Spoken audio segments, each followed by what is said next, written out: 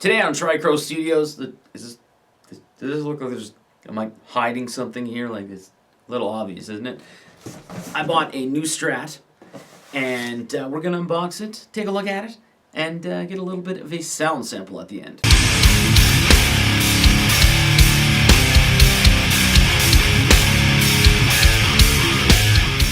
So if we're going to be completely honest here, I have already unboxed this. It was actually at the behest of my 6-year-old daughter, who really wanted to see it.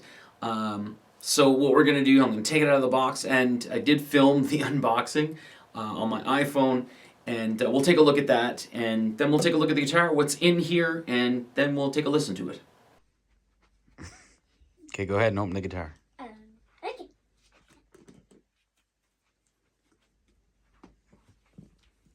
Oh, it's pretty. Yeah, you like it? Mm-hmm. Oh, especially for this. Alright, so here we go. It's the 2019 Fender Rarities Quilt Maple Top Stratocaster. This, I will probably not be able to get any good pictures of it. Maybe when I do these sound samples, I'll get some like nice close-ups and everything.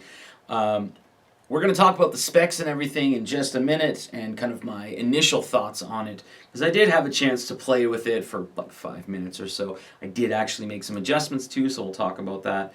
But let's actually see what it comes with. So we already saw the case. It's the vintage style case, and it's actually G&G, the original vintage case, which is made in USA, as opposed to, I think it's Chinese or Vietnamese that the cases are made in now. Their cases, I'm fine with them. They seem pretty nice, the new ones. But you got the leather-like or leatherette pouch.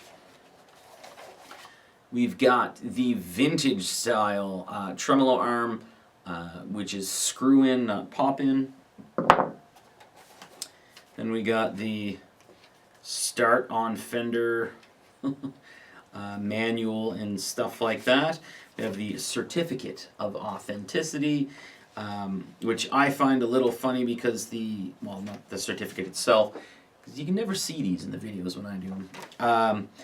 But because it's a limited edition, they actually have LE as the serial number. So the serial number that I have is LE and then 0, so it's Leo. So that's pretty cool for Leo Fender. Next up we have, and it's a poly finish, but it does have the lacquer finishes. Oh, and it actually comes with a set of 10s. Even though there's 9s on the string right now, or on the guitar right now. We've got, this is awesome. I've never had one of these. We have the bridge cover plate thing. Hang tag with all the inspections on it. A sticker. This is to adjust your saddles. And the keys to the case. That's about it.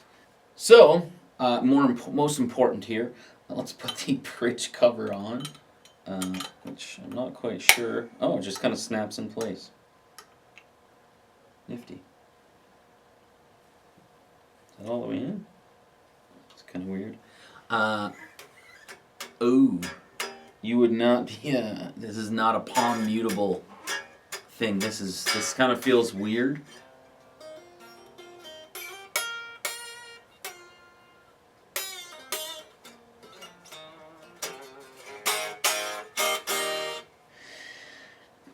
Yeah, I think I'm going to do, just for fun, I will end up doing the Will It Metal with the cover on.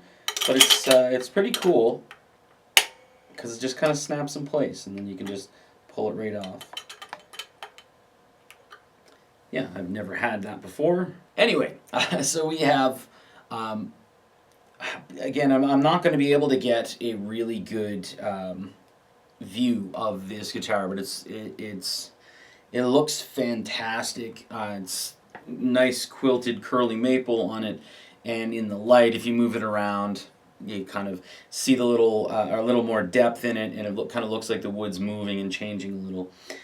The back is roasted alder, so it's a little bit of a different color. Has that anodized scratch plate, so it's anodized what, aluminum, I think, or whatever, or just gold metal. And then, of course, the rosewood neck. Now, in the Troggly or whatever video, that guy there who sells the guitars and makes the videos, he noted that the rosewood neck felt a little off to him. Just because he said there was, like, it's got the satin finish to it and everything like that, but there was a little more wood grain that you feel in your hand, which I maybe agree with. I mean, I wouldn't necessarily disagree or anything like that, but in the video it came across as if it was extremely noticeable. I don't think that for myself. It does. It just feels like a Fender neck, or Fender Strat neck, but a tiny bit more of a wood grain that if you're kind of feeling around, you might notice it. As far as the rosewood neck itself, I've never ever owned a rosewood neck, which is very neat to have. Kind of feels like a regular neck, but then you look down and I don't know, it feels, it does, I mean, it feels a little different when you're playing it on my thumb, I guess you would say. It feels a little different. Similar but different, and I don't know if it's just because I'm looking down and I'm like, oh, it's a rosewood neck, so maybe it's my mind there. It's very comfortable. It's also the first Strat that I've ever owned that has 21 frets, which to my mind scares me. And the bridge it's the first Fender Strat. No, I owned one before that had this six screw, but it's the vintage style bridge that has this 6 screws in it, which it messes with me because I like the 2 points, because if I need to raise the action, I can do that on the 2 point very easy without adjusting the saddles. And I tried adjusting the action a little bit when I initially had the 5-10 minutes or whatever of playing it, but it didn't seem to work like it does on the 2 point. So I think I'm just going to be having to adjust the saddles. And of course it has the vintage style tuners, which are the ones where you have to bring it up 2 posts and then put it inside and wrap it around. It's a little bit of an ordeal, which is not what I'm used to.